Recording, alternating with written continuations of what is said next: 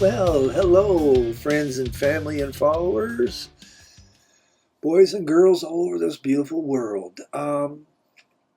Wednesday, 2nd of March. Terry again, back in the shop at Instrumental Furnishings. This piece, the piece we are going to talk about today, is the Johnny Mercer Museum, or was supposed to be the museum piece, but it was created in 1107. I was living up in Oregon at the time, a little town called Rogue River, and I found this huge Ludwig 36-inch bass drum, tortoiseshell, kind of yellow tortoiseshell finish, pretty vintage. I think it was made in the '60s, but it was lived at a middle school. I think they just kept it like in the area at the school where they could put the name on the bass drum head, and I don't know if they really used it, but it was there, and I think they closed the school down, and they got rid of all stuff like that, and someone bought it, and when I found it, it was in a warehouse. I think it was on eBay, of course, and I think I paid 100 bucks for it maybe or something, but it was coming out of the state of Washington. So when I finally got it and was amazed at the size and condition of it, it was in really good shape, in fact. So once I got it, it was like, what am I going to do with this thing? And in one of the older videos I did, I explained my very, very best friend, Jim. He's Johnny Mercer's grandson, and is carrying on the legacy of his grandfather through the trademarking and copywriting and all the different aspects of his music and legacy. And he's kind of always done that, but now that a lot of the family members have passed away, it's like kind of fallen on his shoulders even more. So when I realized that I wanted to do a Mercer piece, and I did this all without Jim, I kind of just wanted to do it for myself, basically. And so once I decided I was going to do it,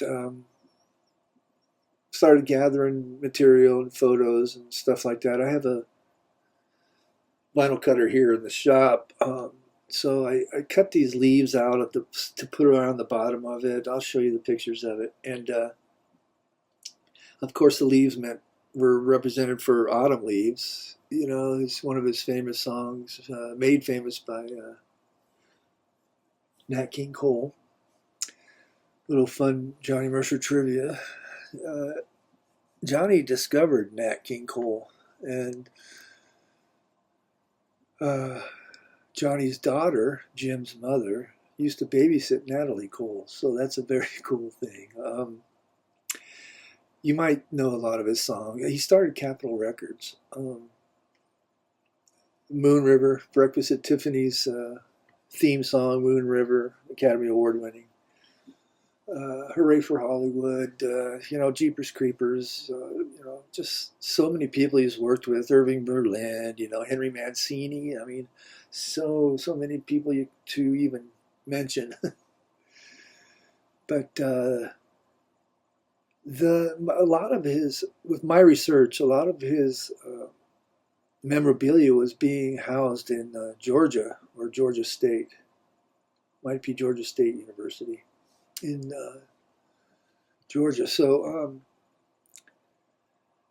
they had a little storeroom in the back too. That a lot of it wasn't even being seen by so many people. So I found out the Johnny Mercer Foundation was trying to raise money and create a museum to put and house all this great memorabilia of Johnny's. It was going to be in Savannah, where Johnny was born and raised.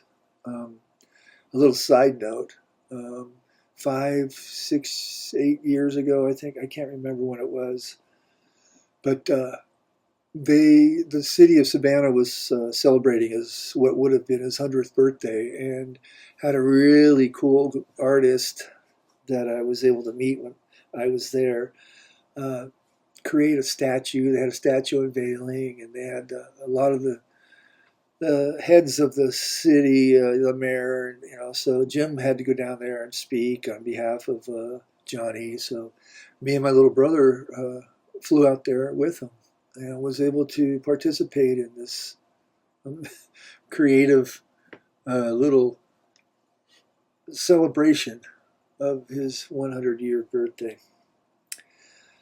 We were able to go to the Bonaventure Cemetery where he was laid to rest with his wife Ginger, and most of his family is out there. His father, Herndon Mercer, very famous person in his own rights.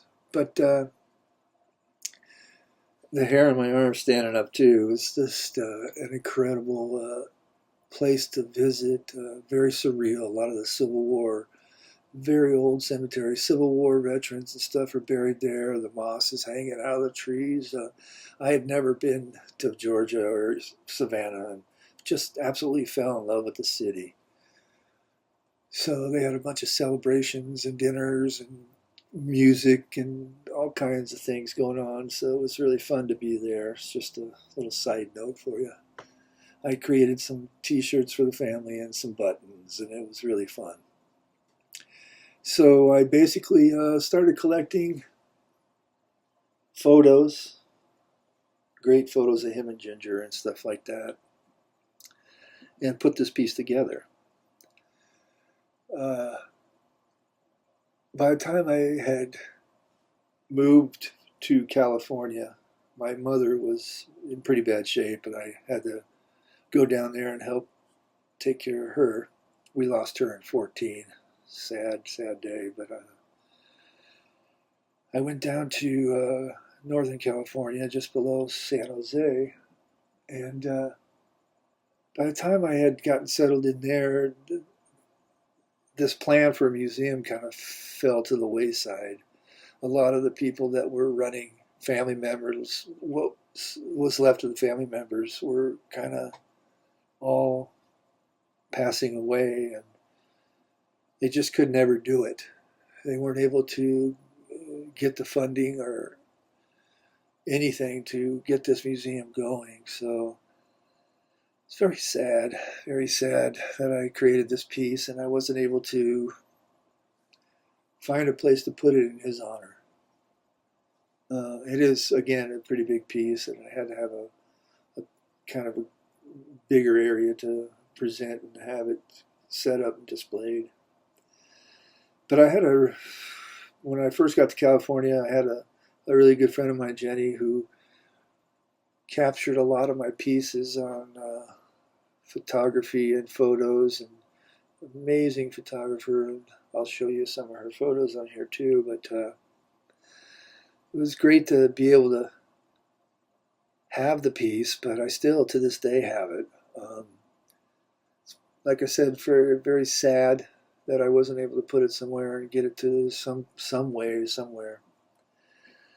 So maybe in the future it might happen. Maybe I'll create something else out of it, but a very big piece, and it's hard to maneuver and get around and ship and stuff like that. So don't really know the future of this piece. It's like I said, it's one of the few pieces I still have. But it was really a nice way to do something for Johnny and the history of him and the man that created so much happiness and great music for so many people. I might put a link or two down below about Johnny, the foundation, maybe some of his information you guys could check out and listen to some of his music. I'm not sure if you guys remember or saw this past Christmas. There was a Tiffany commercial with Beyonce in it, and she sang Moon River. Jim has been a really huge advocate and trying to carry on his grandfather's legacy, whether it be with the Songwriters Hall of Fame. Johnny was the president of ASCAP for a short while. He really cared about the songwriter and them getting what was due to them. And he felt very, very passionate about the Songwriters Hall of Fame. So, miss you, Johnny. You're with us every day. Your legacy is carried on. And thank you, Jim, for doing what you can to carry on his name as well. So, with that, I suppose it's jar time. Favorite part of the channel is being able to do the jar time. Pick out the next video. Let's see what we got here. Oh, this is number 95. Number 95. Okay. Let's go into the secret book of Terry's pieces. Number 95. Oh. This is going to be an amazing one. All right. Number 95 was created 6/14/2015, and it was for Julia Parker, a really dear friend of mine, and Blue Hummingbird guitar. Julia Parker I connected with on Facebook, and such an inspiring lady. I get inspired every time I talk to her, and just being able to connect with her is very important to me, and keeping her in my life. She is an outstanding actress, and she does many voiceovers, commercials. Very, very talented photographer, and just a generous, loving, caring person. And the piece I did for her was very sentimental and emotional, and